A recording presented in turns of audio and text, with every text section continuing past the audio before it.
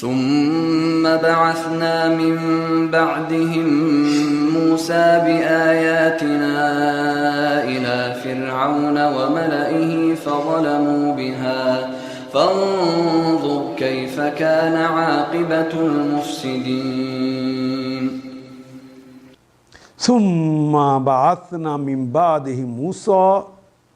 حضرت شعیب اور وہ سارے کے بعد، ثم پھر بعثنا ہم نے مبعوث کر دیا، ہم نے بھیج دیا، من بعدہم ان تمام قصے جو بیان کیے گئے ہیں ان انبیاء کے بعد ہم نے ایک نبی اور بھیجا، موسیٰ علیہ السلام، بھی آیاتنا، جس طرح وہ کھلی نشانیاں لے کر آئے تھے اسی طرح یہ بھی واضح نشانیاں لے کر آئے، الی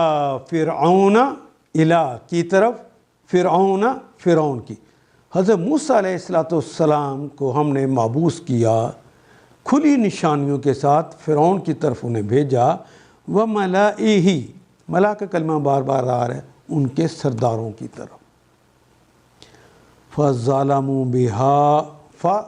پس ظالموا تو انہوں نے ظلم کیا، واو الف جمع کی علامت، بہا بے کے ساتھ یا پر، اور ہا ضمیر ہے ان آیات پر، ان نشانیوں پر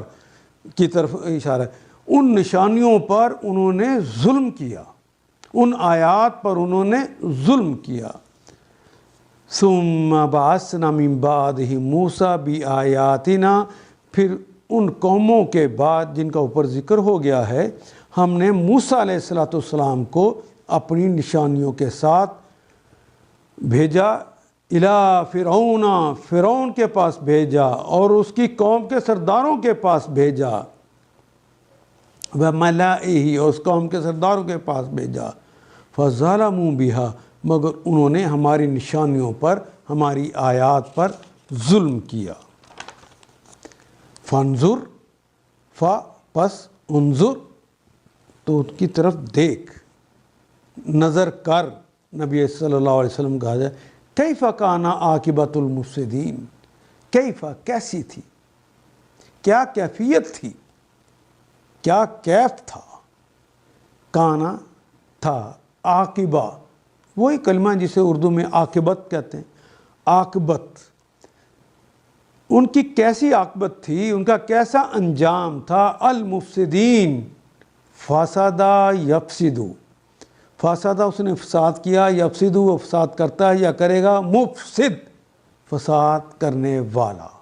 میم والے، مطیع اطاعت کرنے والا، محب محبت کرنے والا، مقسط انصاف کرنے والا۔ یہ اگر اضافی طور پر میم لگ جائے تو یہ والے کے معنی دیتے ہیں۔ المفسدین، فساد کرنے والوں۔ پھر دیکھو مفسدوں کا کیا انجام ہوا، ان کی کیا عاقبت ہوئی۔ ان آیات کو ایک دفعہ پھر تلاوت خود کیجیے، عربی مبین پڑھتے ہوئے دیکھیے کیا بات پوری اندر اتر رہی ہے، کیا یہ اردو کے سانچے میں ڈھلتی گئی ہیں عبارتیں۔